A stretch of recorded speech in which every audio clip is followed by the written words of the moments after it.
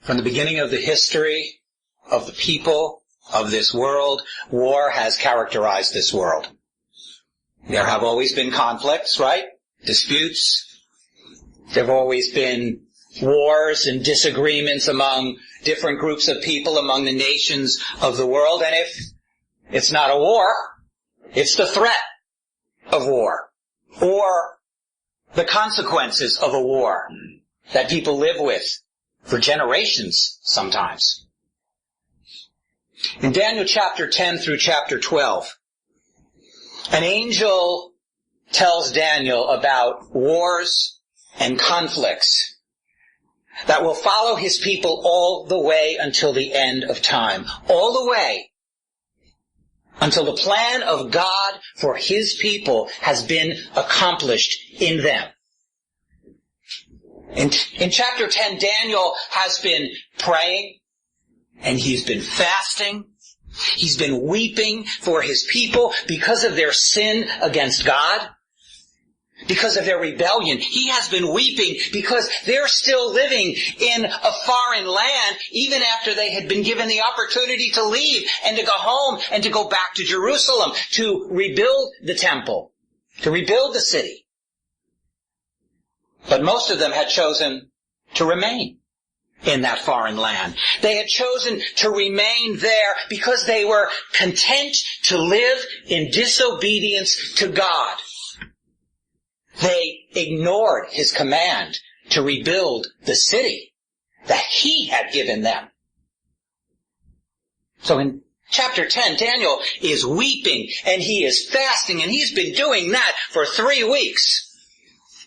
And so God sent an angel to him to let him know, to help him to understand what would happen to his people.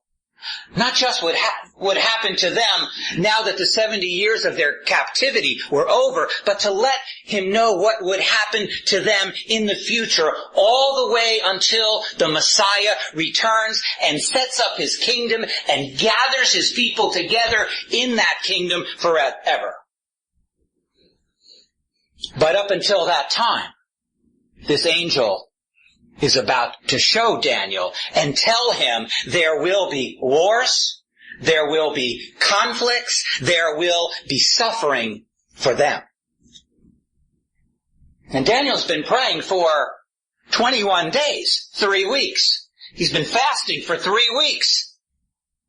And this angel says that God heard your prayers. He heard your cries. So God has instructed this angel to come to Daniel and to help him to understand. But this angel said, I was delayed in coming to you.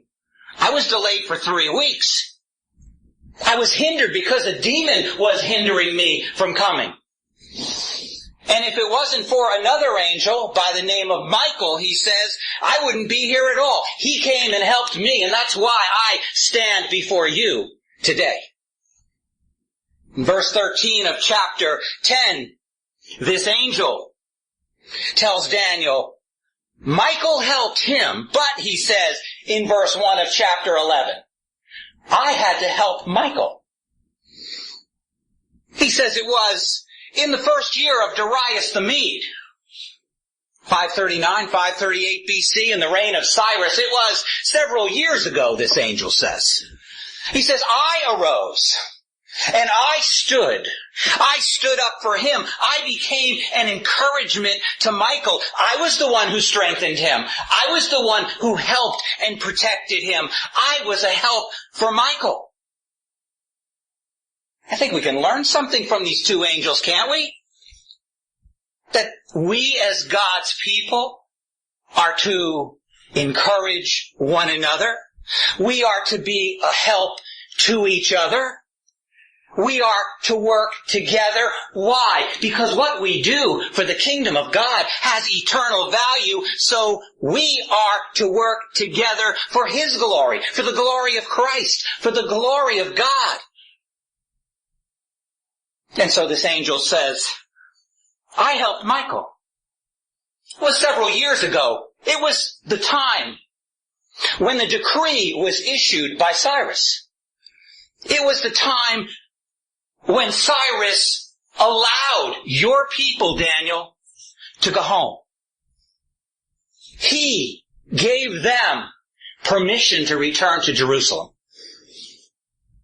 And this angel says there was fierce opposition to that decree.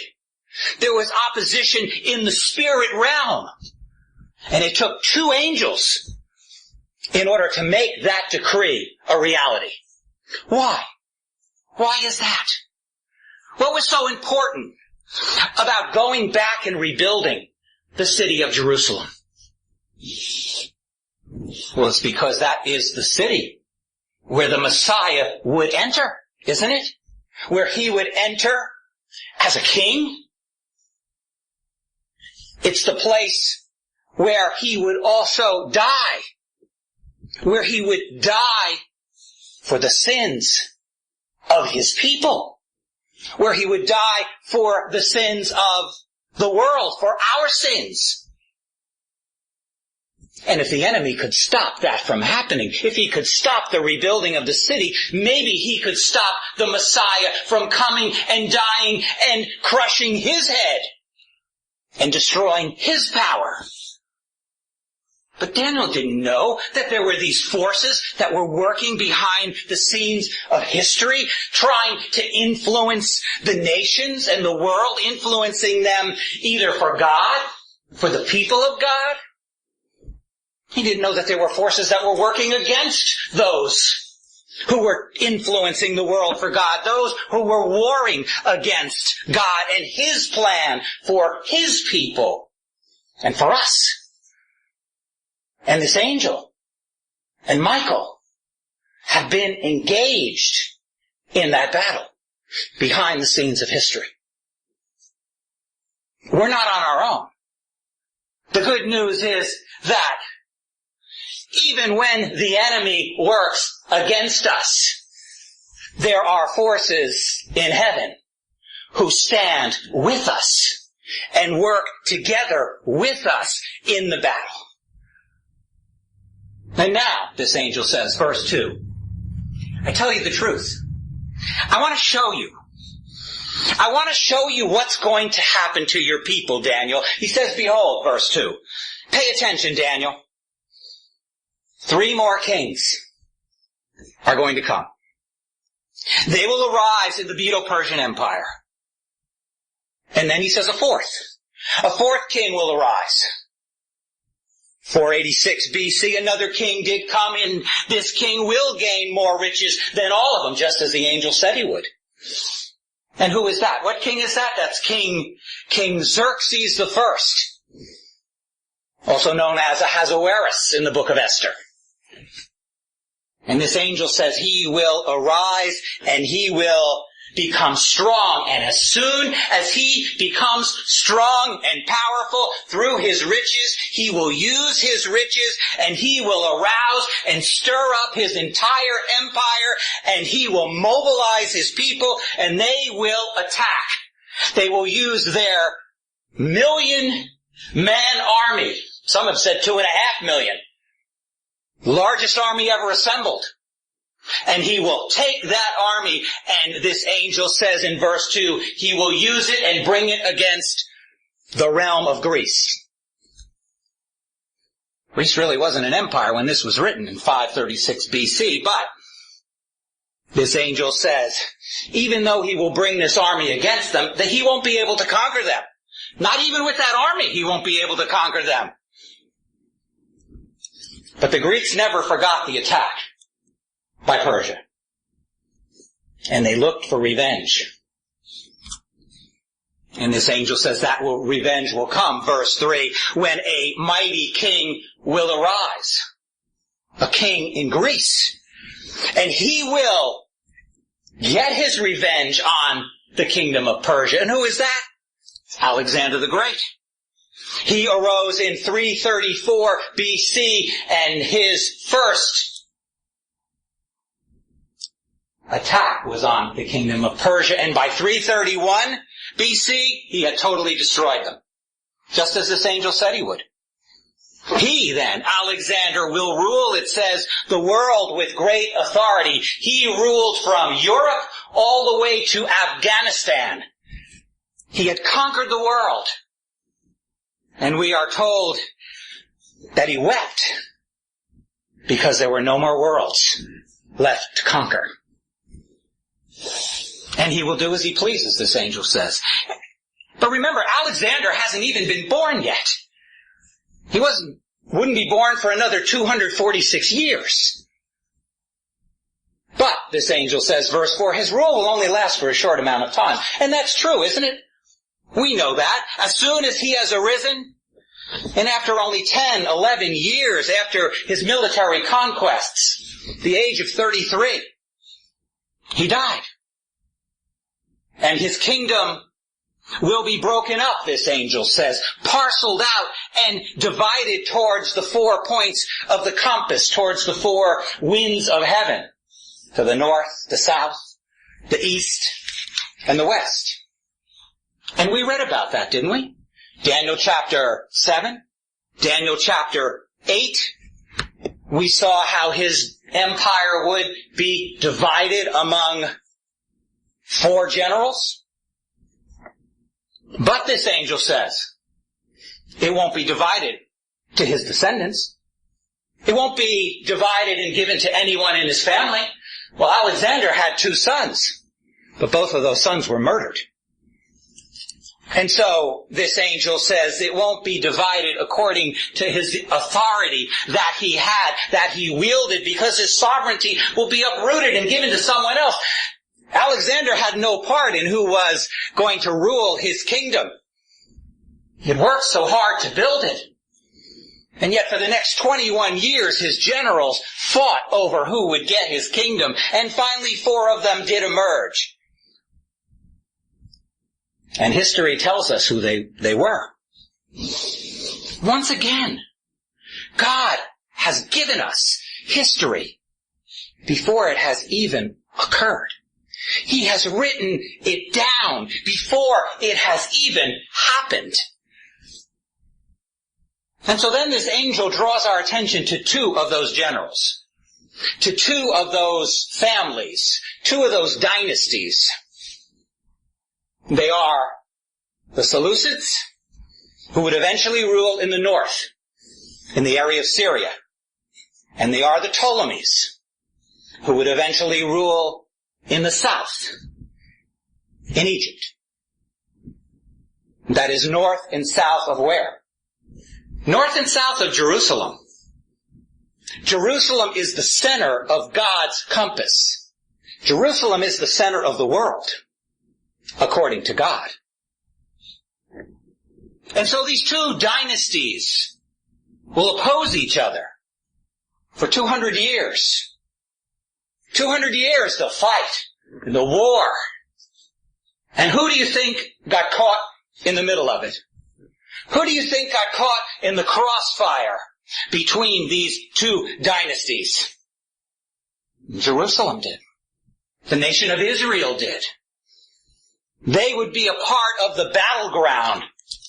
The people in Jerusalem would find themselves under the authority of one of these 2 dynasties for that 200 years that these dynasties would be at war together. And they were the ones who suffered the consequences of those wars. The war that would come into their own backyard, into their city, to their families, into the nation. This angel tells Daniel, the times of trouble will continue for your people, even into the future.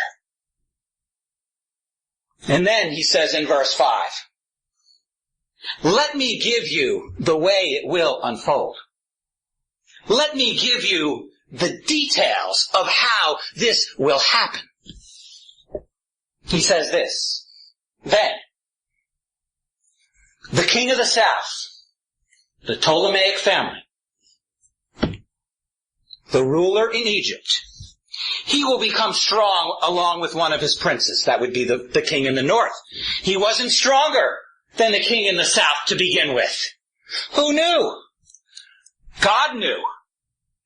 But it says, The king of the north will gain ascendancy over him. The king of the north eventually became stronger than the south, it says in verse 5, and he will obtain dominion, and his dominion will be a great dominion indeed.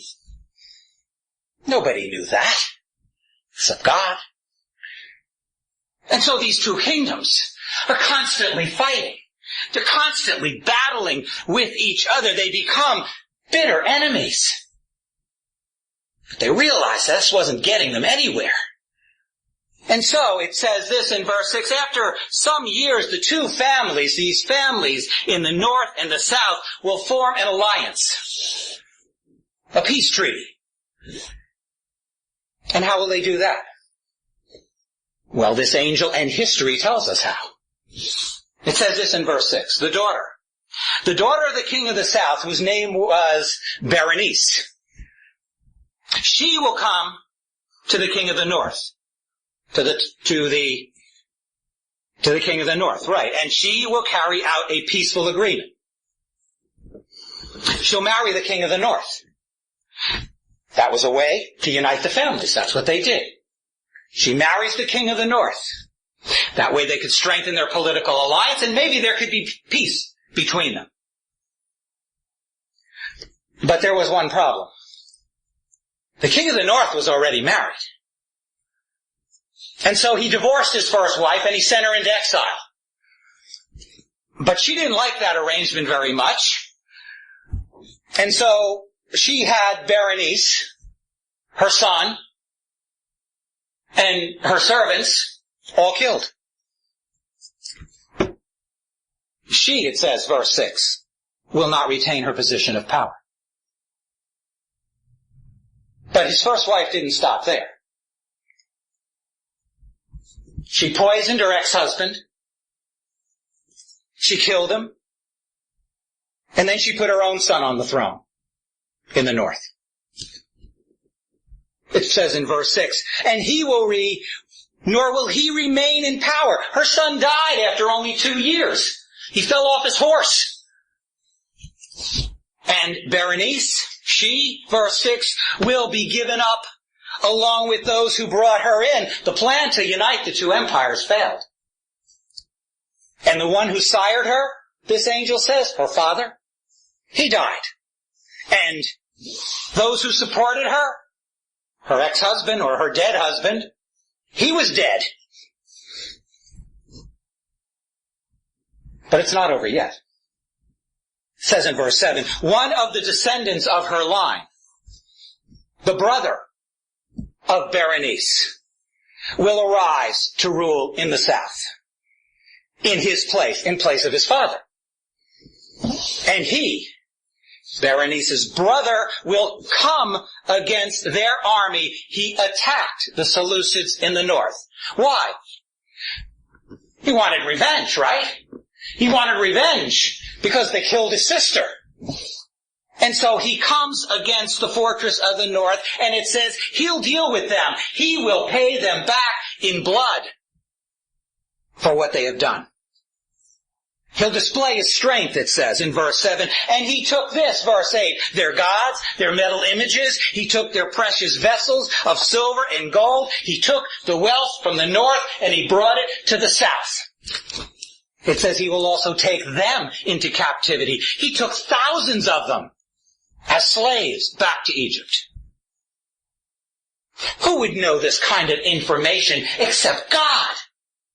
This doesn't happen for hundreds of years after it was written. And he, it says, on his part, his brother, says he'll refrain from attacking the king of the north again for some years. He's gotten his revenge. Sounds like a soap opera, doesn't it? It says for a time then, there was no conflict between the north, Syria, and the south, Egypt. There was peace. But the peace doesn't last very long.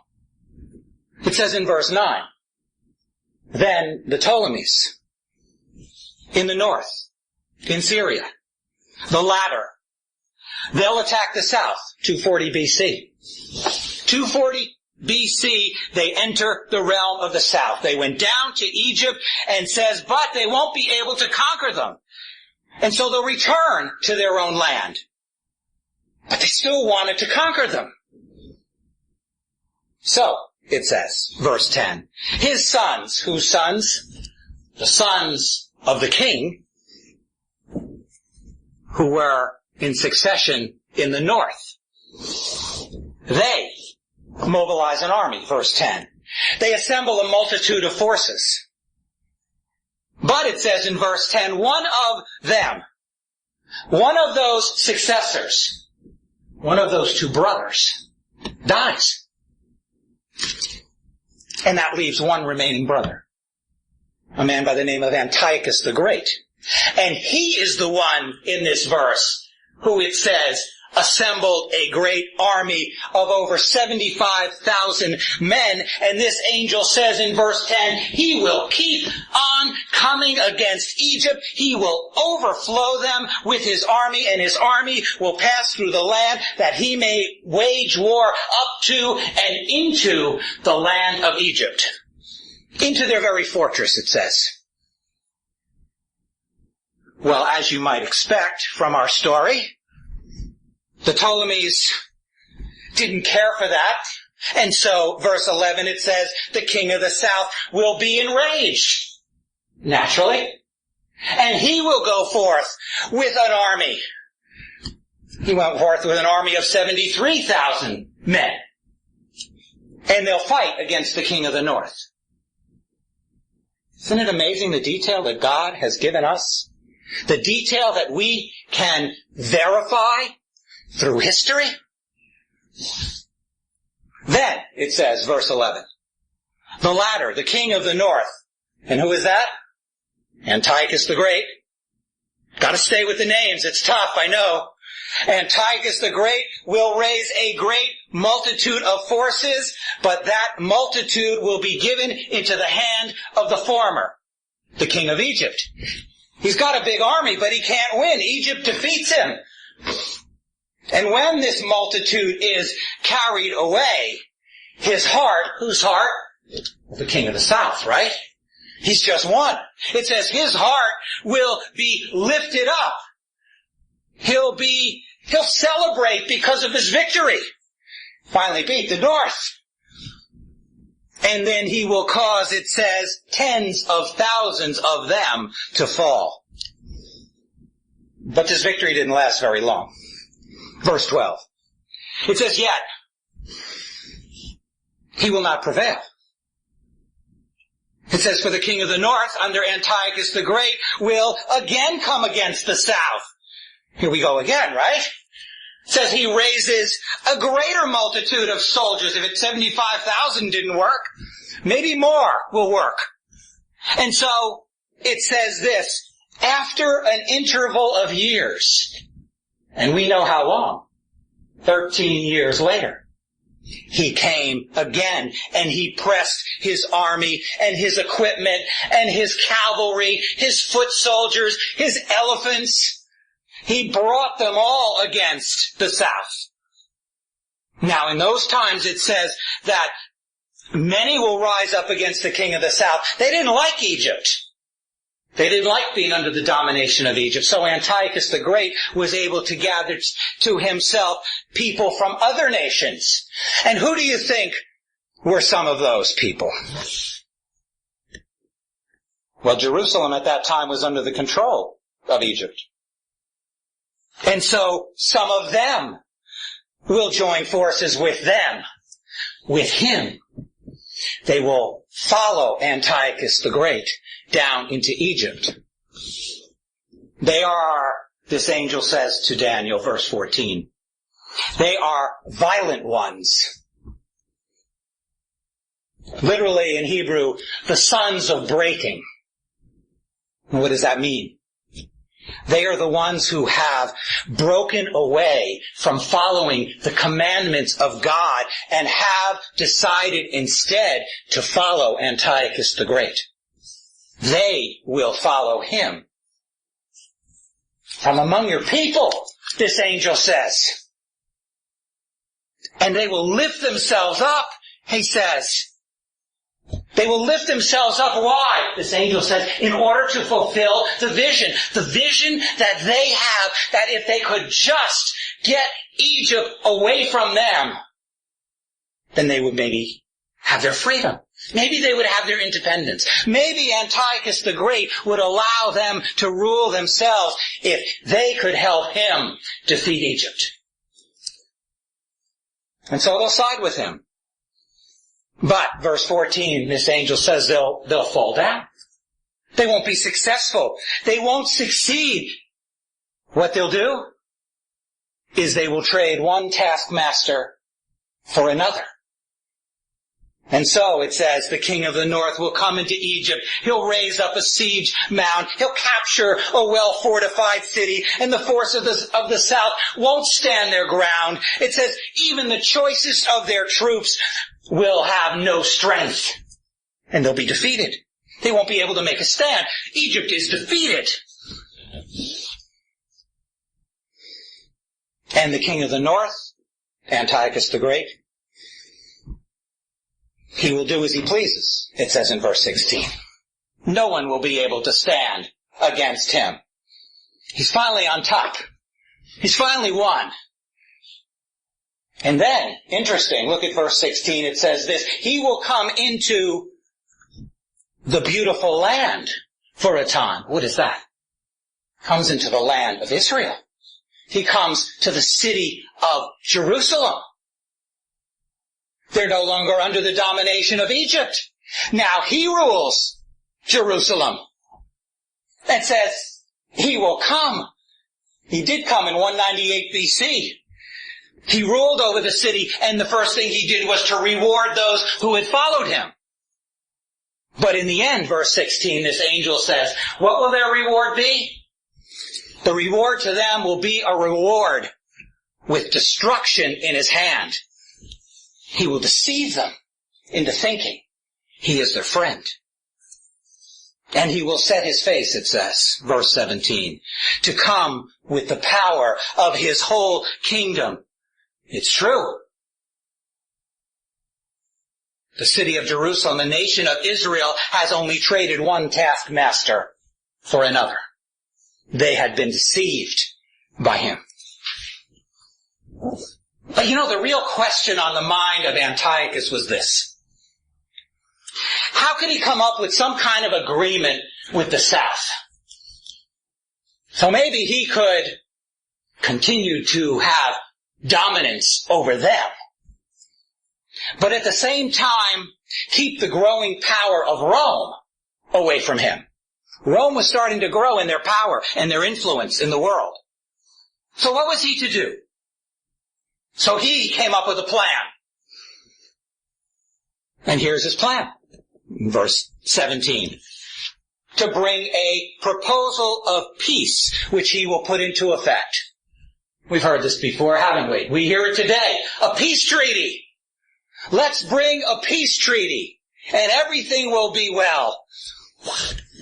But he wanted a peace treaty that would ensure that it would end up to his advantage. So what does he do? Verse 17. He will give the king of Egypt the daughter of women, a beautiful woman, his daughter. He sent her down to Egypt to be his eyes and his ears. He sent her, it says in verse 17, to ruin it. To ruin Egypt, to infiltrate it. But there was one problem, this angel says in verse 17. His daughter won't take a stand for him. She ended up being loyal to her new husband in Egypt rather than being loyal to her father in Syria. So she wouldn't work for him, it says, verse 17. She wouldn't be on his side. Well, that plan didn't work out too well, did it? So then Antiochus the Great turns his face in another direction, it says in verse 18. He'll turn his face to the coastlands. And where is that? The islands off the coast of the Mediterranean in the Aegean Sea. in the area of Greece. So he turns his attention to Greece, and he will capture many there, it says, verse 18. But that wasn't a very good idea either. I'm starting to wonder why they called him Antiochus the Great. He hasn't had such great ideas lately, has he?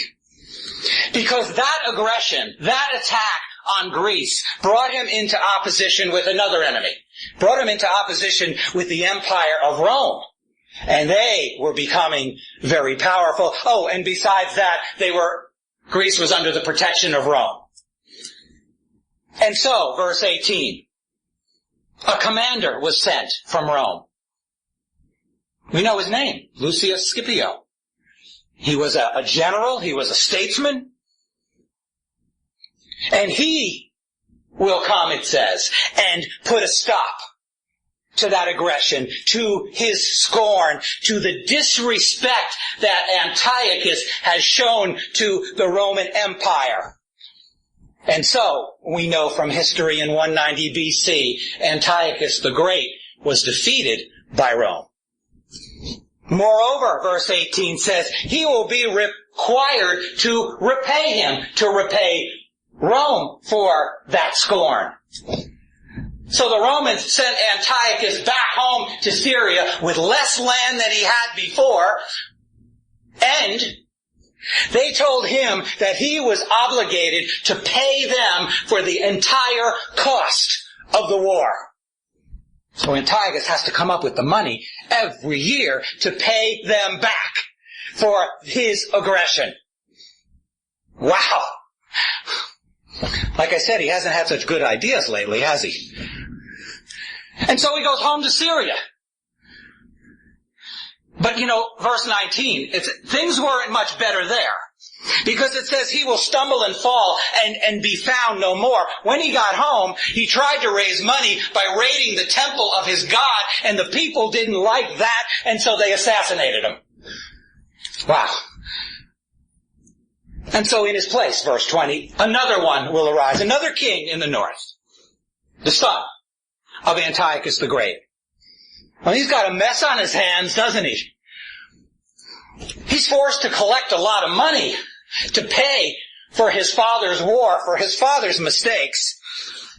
And so verse 20 says he sends out an oppressor, a man by the name of Heliodorus, the tax collector. And he sends him out through the jewel of the kingdom. And what is that? That's the nation of Israel. Jerusalem. So he sends him down to Jerusalem to collect taxes, to rob the people, to bring the money back so they can repay Rome for his father's war. And yet, verse 20 says, within a few days, a short amount of time, it's really only several years, it says this, he, the king of the north, the son of Antiochus, he will be shattered and killed, though it won't be because of anger nor in battle. So how did he die? Heliodorus, the tax collector, poisoned him. Who would have thought? And then verse 21 says, in his place, in the place of this poisoned son, a despicable person, a horrible person, a wicked man, it says, will rise, a man by the name of Antiochus Epiphanes. And he will arise and take control of the south, one on whom the honor of kingship has not been conferred. You know, he was not in line to receive the kingship. He had no right to the throne. But the son of the king who had been poisoned, he was imprisoned and being held as a hostage in Rome. Well, good timing for Antiochus Epiphanes, right? Because what does he do? He comes in, it says, in verse 21, in this time of tranquility, a time of peace, and he'll seize power of the kingdom by intrigue. He bribed his way onto the throne. I guess that's one way to do it. And then what does he do? Verse 22, he went out and he defeated the Egyptians in the south. The overflowing forces, it says, those who once threatened the north, will be flooded away before him. They'll be shattered into pieces. And who else will be shattered? Verse 22, the Prince of the Covenant. Who's that? That's the high priest in the temple in Jerusalem. He was removed and he was later murdered. What detail. It's amazing. But Antiochus didn't always get his way by violence. He was a smooth talker. He knew how to manipulate people. He knew how to make people feel like he was doing them a favor. And so it says this, after an alliance is made with Egypt, he will practice deception. He will go again and gain power in Egypt. But this time, you notice it says, not with a large army, with a small force. A small force from where? From within the government in Egypt. And in this time of tranquility, it says he'll enter the richest parts of Egypt. He entered Alexandria. He took the wealth there. He took control there. And he says he will accomplish what his fathers never did, nor his ancestors. That's what they've tried to do. They tried to rule over Egypt, and now he has the opportunity to do that. And he says he will distribute the wealth and the plunder, the booty, the possessions among them. He gives it to them. Look, he's their friend. He's their benefactor. People will think that he really cares about them, that he'll really honor his word to them. But, verse 24, it says he'll play this game for only a short time period, only for a little while. Why? Then it says he'll stir up his strength. He'll stir up courage against the king of the south. Once again, he comes against Egypt. This time he comes, what? With a large army. Here we go again. Another war. And what happens then? The king of the south also mobilizes an army. It's just back and forth, isn't it? But isn't that the history of the world? Isn't that our history? It's a history of war. It's a history of battles. But it says he will not be able to stand, verse 25. What happens? Egypt is defeated again. Why is that? Was it because of their army? Was it because they had so much more ability? Military strength? No. It says this in verse 25, for schemes will be devised by him, by Antiochus, against him, against the king of Egypt. What will he do? This angel tells us what will happen. King of Egypt should have read Daniel. He says here, and those who eat his choice food, those who the king trusted and supported, his sons, his advisors, his servants, his military generals, all turn against him. And it says, verse 26, they will destroy him. They remove him from power. He's swept away. His army, the army of Egypt, is swept away and they fall down. This angel says, many will die, many will be slain by the king of the north. Once again, Egypt has been defeated by Antiochus Epiphanes. And as for both kings, verse 27, he captured this king of Egypt. He was holding him. But you know what happened? The Egyptians decided to put another king in place. They didn't want to pay a ransom for this king.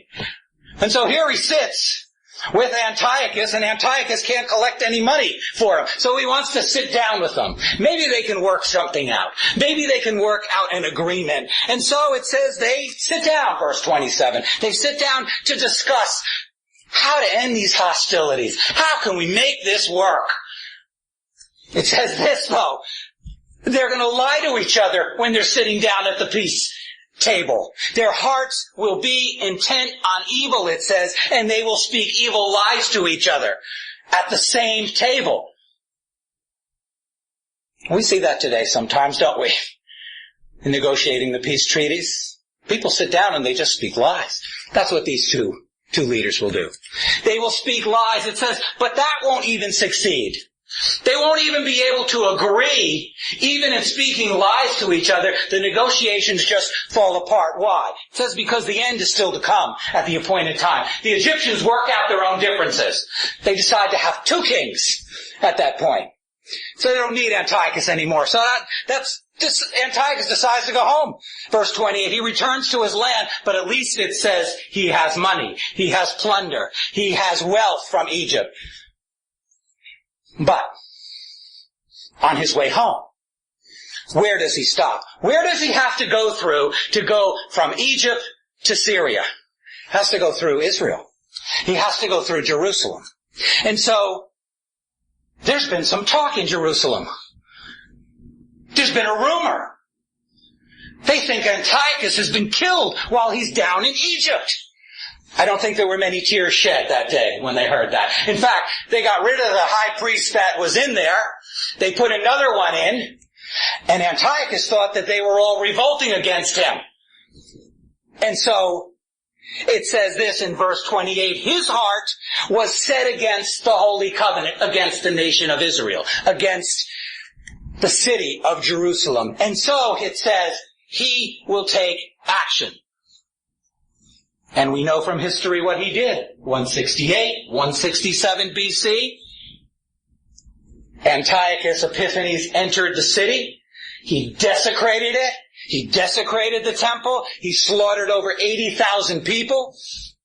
And then, it says, verse 28, then he'll go home. Then he'll go back to his own land. Daniel, the suffering of your people isn't over. In fact, it looks like it's just beginning.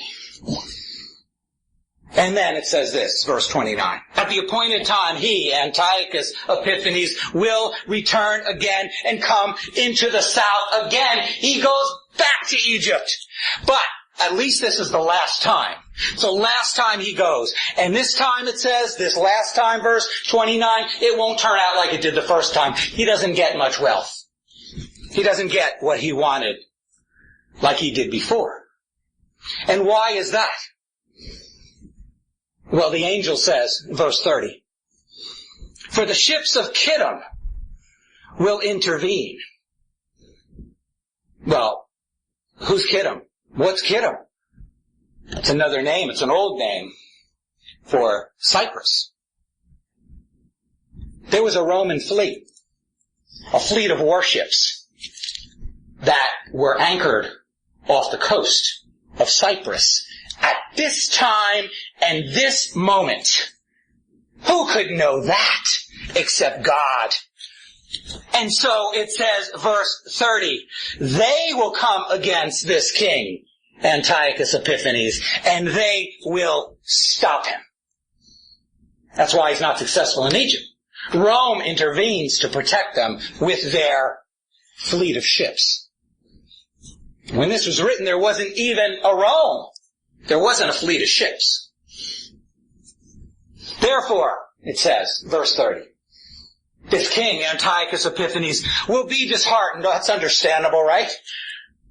And so it says this, he'll return home to Syria, but where does he stop again on his way back? It says on his way back, he will become enraged. He's just lost a battle with Rome. He hasn't gotten what he wanted out of Egypt. So he's a little upset. So he decides to take it out on somebody. And who does he take it out on? The people in Jerusalem. He says he will take his anger out against the Holy Covenant, Jerusalem, the nation of Israel. And he will take action.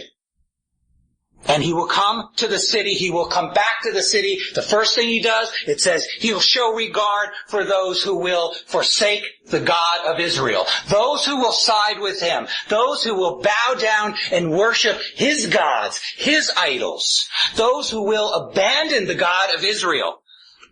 But those who refuse to join him, those who continue to stand in obedience to the truth of the Word of God, who continue to worship the Lord God, Jehovah, they will experience punishment, cruel punishment that's never been seen before in history.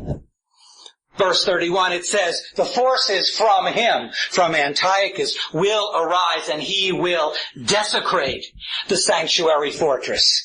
The temple will be splattered with the blood of pigs. It says he will do away with the regular sacrifice. No more Sabbath, no more sacrifice, no more worship in the temple. And on a given Sabbath day, he will surround the temple with his soldiers. He won't let anyone in. And the soldiers will go around the city and they will slaughter hundreds and thousands of men, women, and children. And they will take the children and kill them and hang their bodies around the neck of their mother and then kill their mother. No wonder some people didn't call him Antiochus Epiphanes, Antiochus Manifest. They called him Antiochus Epimanes, Antiochus the madman, because he was. He was evil. Who energized this man? Who do you think? Who's working behind the scenes of history? The enemy. The enemy works behind the scenes of history, just like we saw he was doing in Persia. He is the one behind these men in these kingdoms. Why do you think Jerusalem was found in the center? The enemy wants to destroy that nation. They're God's people. And so, verse 31, it says, 167 BC, he sets up the abomination of desolation, the horror that devastates and destroys true worship. And what does he do? He brings a statue of his god, Zeus, Olympius, their chief deity. He brings it into the temple and sets it there and tells the people, worship that god or die. But even after all of this, verse 31, even after all that he has done, he will influence people how? By his smooth words, it says. He'll turn some in the nation of Israel with his talk, with his promises. And he'll turn those to godliness who act wickedly toward the covenant, those who abandon God and believe the words of this madman, this one who is energized by Satan himself. No wonder people have called him a picture of the Antichrist. He is a man who operates against God, against God's people. But, this angel said, there will be those, verse 32, there'll be those who won't be deceived, just like there always is. There will be a remnant who won't believe him. They won't believe his words. They won't believe his lies. A remnant of the people who know their God, this angel says. And they will display strength. And then they will take action. And we know what happened. We know from history. 165 BC, there was a group of Jewish men called the Hasidians. And the Hasidians were under the leadership of a man by the name of Judas Maccabeus. And they revolted against Syria. They revolted against Antiochus. And they fought bloody battles, and thousands of them were killed. But they took back the city. And they took back the temple. And they restored the worship in the temple once again. And those who have insight, this angel says, those who understand this truth among the people, those who have eyes to see the things of God, he said they will give understanding to many. They will be the ones, just like them, who led the way, so that the people of God wouldn't continue to go in the wrong direction. Isn't that how it is today? There is that remnant, that small group who lead the way and lead the people back to God, just the way it is today. They'll believe the message. In fact, they'll believe this message that we find in the book of Daniel. In this chapter, these words, they will understand this difficult truth, this angel says. They will know this, he says in verse 33, that they will fall by the sword. They'll fall by the flame, by captivity, by plunder, and it will happen for many days yet to come. They know the suffering isn't over. They understand that. For when they fall, this angel says, they will be granted a little help. a little help from God. Help from men like the Hasidians. Help from those along the way who have helped the people of God.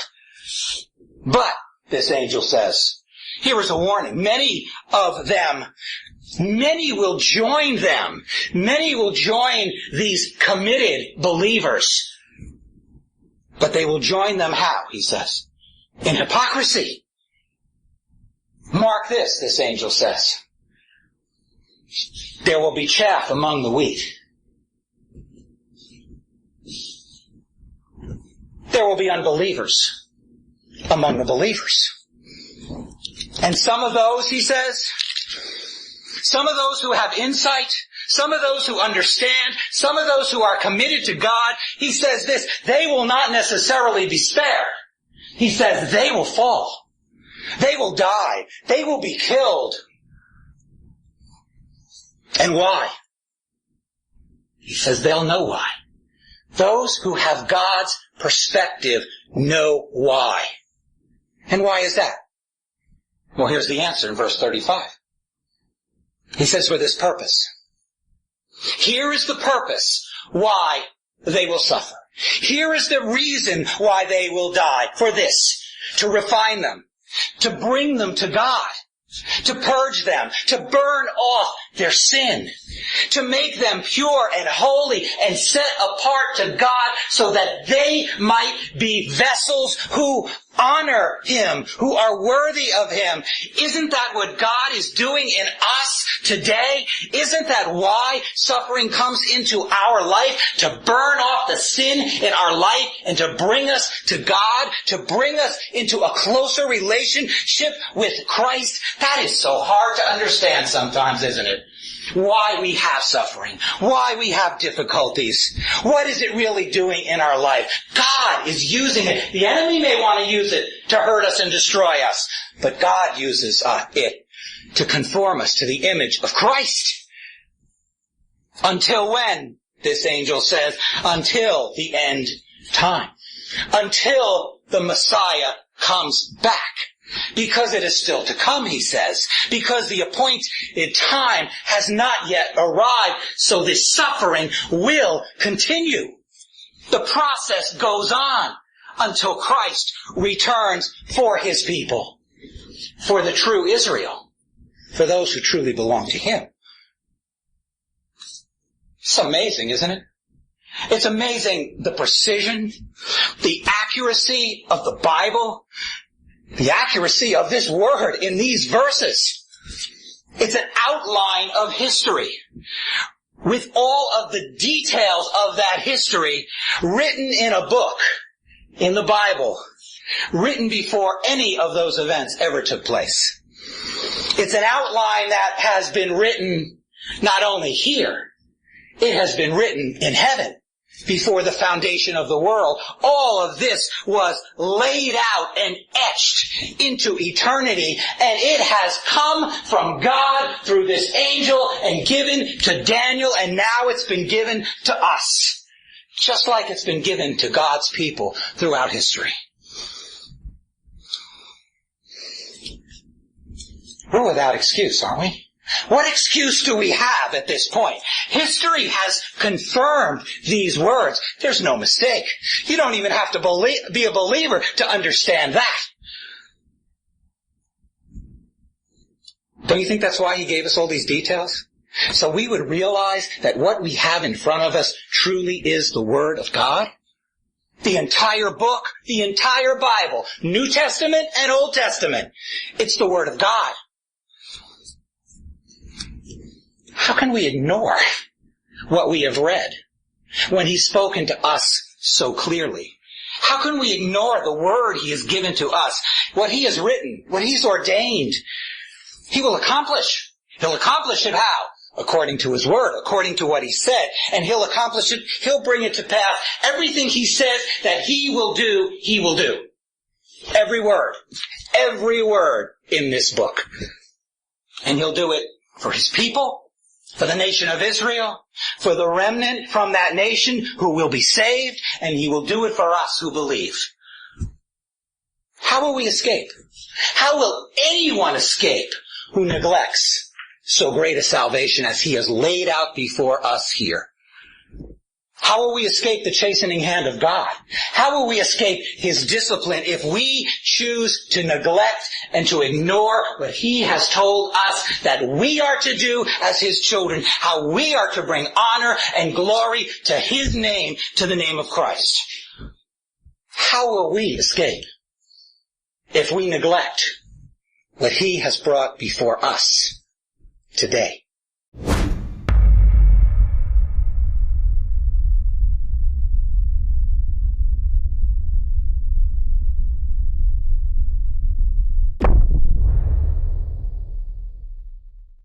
You've been listening to Bruce David Bell, pastor of Berean Bible Fellowship. If the Lord has ministered to you through this message and you would like more information, then visit us on the web at bbfva.org.